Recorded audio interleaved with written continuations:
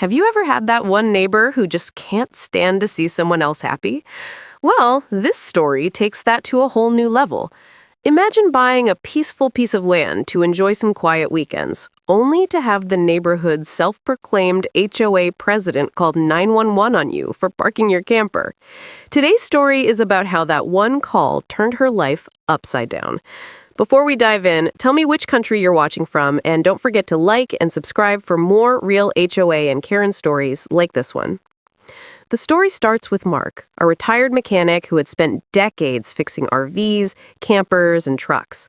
After retiring, he decided to buy a small piece of land on the outskirts of town, a little half-acre lot by the woods with a gravel driveway and a small pond nearby.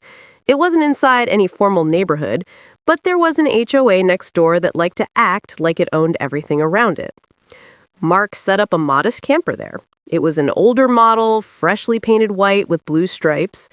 He added a picnic table, a fire pit, and some solar lights. Nothing fancy, just peaceful. He used it on weekends, spending quiet evenings watching the sunset and grilling food. But his peace didn't last long. Within a week, the local HOA Karen showed up. Her name was Brenda, a woman who had taken it upon herself to monitor every property around the subdivision, even the ones the HOA had no control over. She stood at the edge of his property, hands on hips, fuming as if Mark had built a toxic waste plant instead of parking a camper. Mark ignored her at first. After all, his land wasn't part of the HOA. But Brenda didn't take ignore as an option. Over the next few days, she made it her mission to get rid of him. She started by taking pictures of his camper and sending them to the county inspector, claiming it was an illegal dwelling. When that didn't work, she began calling the sheriff's department, complaining that he was dumping waste into the pond. Every claim was false, and each visit from authorities ended the same way, Mark showing permits and proof that everything he was doing was perfectly legal. But Brenda wasn't done. One afternoon, as Mark sat by his fire pit reading a newspaper, he heard sirens. 2 police cars and a county vehicle pulled up to his driveway. Brenda stood nearby, arms crossed and grinning like she had finally won. She had called 911 on him, telling them a suspicious man was living illegally on public land in an abandoned camper. The officers quickly realized she was lying. Mark showed them the deed, the registration, and even the zoning letter stating his right to camp there as the owner. They gave him a polite nod and left. Brenda, however, wouldn't leave. She shouted across the property, making a scene and recording everything on her phone as if she were exposing a criminal. Mark didn't rise to it. He just watched her fume and drive away. But karma was coming fast. A few days later, Mark received an unexpected call from the county zoning office. They thanked him for his patience with the complaints and informed him that they had decided to review the HOA boundaries since they were causing unnecessary issues for non-members.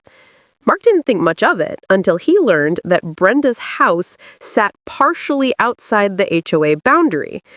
The HOA, embarrassed by her constant behavior, tried to distance itself from her, but it was too late. The county investigation found out that Brenda had built an illegal fence encroaching onto public easement land, blocking access to a drainage ditch. She had also installed unpermitted outdoor structures, a gazebo and a small storage shed, that violated property codes. And the kicker? Her multiple 911 calls were being reviewed by the sheriff's department as false reporting.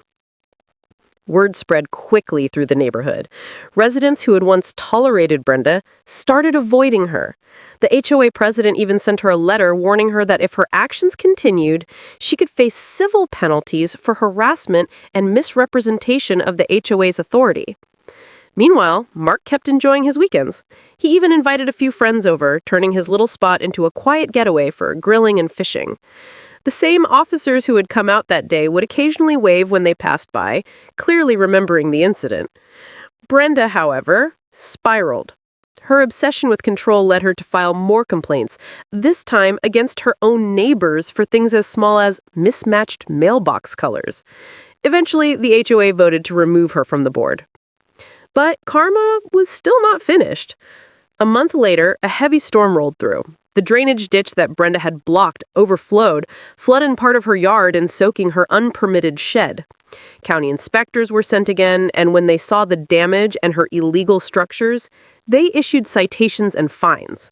Her insurance refused to cover the damage, citing unauthorized construction. The irony was perfect. She tried to ruin Mark's weekends over his legal camper, yet her own backyard became a muddy mess because of her arrogance. Mark, being who he was, didn't gloat publicly. He just went about his life, keeping his camper clean, his property neat, and his evenings peaceful.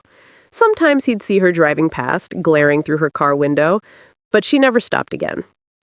A few months later, the county rezoned his lot as an official recreational property, which allowed him to permanently keep his camper there.